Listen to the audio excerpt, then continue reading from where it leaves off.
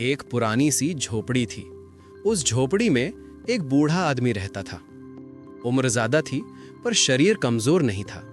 कपड़े साधारण, जरूरतें सीमित। उसका दिन सूरज के साथ शुरू होता और सूरज के साथ खत्म हो जाता। वो बस अपनी झोपड़ी में रहता था, समुंदर देखता था और चुपचाप जीता था। एक दिन उस जगह पर एक और इंसान पहुंचा। उसका नाम सोमाथ था। वहां घूमने नहीं आया था, वो बस भाग रहा था शहर से, अपनी जिंदगी से, अपने ही दिमाग से। कई दिनों से वह भटक रहा था, कभी बस में, कभी पैदल, कभी किसी अनजान रास्ते पर। उसे खुद नहीं पता था कि वो कहां जा रहा है। उसे बस इतना पता था कि वो जहां था वहां अब और नहीं रह सकता। जब वो पहाड़ के उस हिस्से में पहुंचा जहां समुंदर दिखाई देता था तो वह थम गया। पहली बार उसके दिमाग ने कुछ नहीं कहा। वो वहीं बैठ गया, जमीन पर। थोड़ी देर बाद उसने झोपड़ी देखी। वो झोपड़ी तक पहुंचा। वहां बूढ़ा आदमी चुपचाप बैठा था। कोई डर नहीं था, कोई रहस्यमय एहसास नहीं, बस शांत स्वभाव में बैठा एक शख्स। बूढ़े आदमी ने पूछा, भूख लगी है? सोमाथ ने सिर हिला दिया। उन्होंने साथ खाना खाया, बिना ज्यादा बात किए। कुछ देर बाद सोमाथ ने कहा, अगर आपको कोई तकलीफ ना हो तो क्या मैं कुछ दिन यहां रुक सकता हूं? बूढ़े आदमी ने कोई सवाल नहीं किया, बस बोला, रुक जाओ, जगह तो बहुत है यहां। उस रात सोमाथ को नींद आई, गहरी नींद। अगले दिन वो थोड़ा हल्का महसूस कर रहा था, जैसे दिमाग का बोझ थोड़ा कम हो गया हो।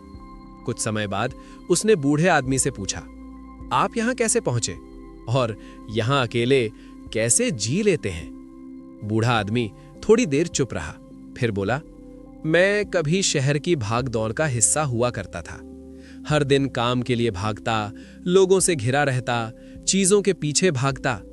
और फिर एक दिन मुझे एहसास हुआ कि मेरे अंदर कुछ खाली है। मैं उस खालीपन को पैसों से नहीं भरना चाहता था। मैं ये भी नहीं चाहता था कि कोई मुझे समझाए कि सब ठीक है। मैं बस उस खालीपन को समझना चाहता था कि आखिर किस चीज की कमी है जो मैं खुश नहीं होता कभी। इसलिए मैं चल पड़ा। कभी पहाड़ों में रुका, कभी किसी गांव में, कभी जंगल में। जहां मन भारी लगता वहां से आगे बढ़ जाता। जहां मन थोड़ा शांत लगता वहां कुछ समय रुक जाता। यहां भी मैं हमेशा नहीं रहूंगा। जब लगेगा कि आगे बढ़ना है तो चल पड़ूंगा। सोमाथ चुपचाप सुनता रहा। उसे पहली बार कोई ऐसा इंसान मिला था जो ना सिखा रहा था, ना समझा रहा था, बस अपना अनुभव बता रहा था। उसने कहा, मैं भी इसी खालीपन से भाग रहा हूं। बूढ़े आदमी ने हल्की सी मुस्कान दी, बोला, भागने की जरूरत नहीं, यहां बैठो, देखो, सोचो। सवाल आएंगे, उलझन होगी, हम उन्हें धीरे धीरे खोलेंगे। समुंदर की लहरों की तरह उन सवालों को बहने देंगे। अपने दिमाग की आवाज सुनने की कोशिश करेंगे। कुछ समय बाद दिन ढल गया। अगली सुबह समुंदर की आवाज से शुरू हुई। लहरें नीचे चट्टानों से टकरा रही थीं और ऊपर हवा पहाड़ की ढलानों से फिसलती हुई झोपड़ी तक आ रही थी। सोमाथ झोपड़ी के बाहर बैठा था। कई साल बाद वो कहीं भी जाने की जल्दी में नहीं था। बूढ़ा आदमी थोड़ी देर बाद बाहर आया। उसने कुछ नहीं पूछा। कुछ समय तक खामोशी में बैठे आदमी को देखता रहा। सोमाथ ने खुद ही बात शुरू की। उसने कहा, मेरे दिमाग में बहुत सारे सवाल हैं। बूढ़े आदमी ने शांत आवाज में कहा, तो पूछो। सोमाथ थोड़ा रुका, फिर बोला, मैं ठीक ठाक जिंदगी जी रहा था। काम था, पैसा था, लोग थे, फिर भी हर दिन सुबह उठना भारी लगता था। वो थोड़ी देर चुप रहा, फिर बोला, क्या ये सब सिर्फ मेरे दिमाग की थकान है? बूढ़े आदमी ने समुंदर की तरफ देखा, फिर बोला, मन की थकान तब होती है जब इंसान अपने हालात को समझने की कोशिश ही ना करे। थक जाना कमजोरी नहीं है, ये संकेत है कि कुछ है जो ठीक नहीं है अंदर। सोमाथ ने सिर उठाकर बूढ़े आदमी की तरफ देखा। बूढ़ा आदमी बोला, तुम बहुत लंबे समय से अपने लिए नहीं जी रहे। तुम अपनी जरूरत से ज्यादा दूसरों की उम्मीदें ढो रहे हो। सोमाथ हल्का सा हंसा, बोला, लेकिन यही तो सामान्य जिंदगी है। बूढ़ा आदमी बोला, सामान्य का सही होना जरूरी नहीं। ये सुनकर सोमाथ कुछ देर तक चुप रहा। फिर उसने कहा, मुझे अक्सर लगता है कि मैं किसी दौड़ में हूं, लेकिन ये नहीं पता कि किस दौड़ का हिस्सा हूं।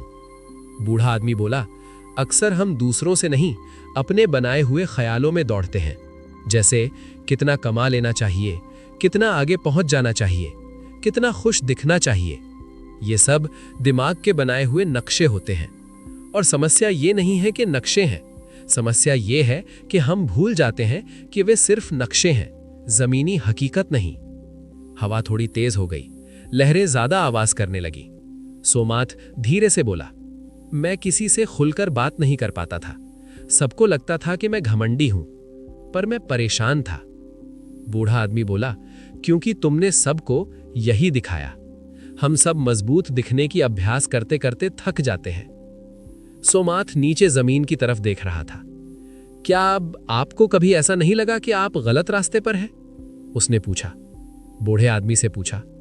बूढ़ा आदमी हल्का सा मुस्कुराया, बोला, लगा था कई बार, लेकिन बाद में मुझे समझ आया कि कोई एक सही रास्ता होता ही नहीं। रास्ते हम चलते चलते बनाते हैं, और अगर कोई रास्ता थका दे तो उसे बदलना असफलता नहीं है। यह बात सोमाथ के दिमाग में गहरी उतर गई। फिर बूढ़ा आदमी ने कहा, आज कोई जवाब नहीं ढूंढेंगे। आज बस यहां बैठेंगे, समुंदर की लहरें देखेंगे, हवा महसूस करेंगे, दिमाग को काम नहीं देंगे कोई सा भी। सोमाथ पहली बार बिना अपराध बोध के शांत मन के साथ बैठा। शाम तक कोई बड़ा निष्कर्ष नहीं निकला, कोई समाधान नहीं मिला, लेकिन एक चीज बदली थी। उसके दिमाग में शोर थोड़ा कम हो गया था, और कभी-कभी इतना ही काफी होता है सुकून पाने के लिए।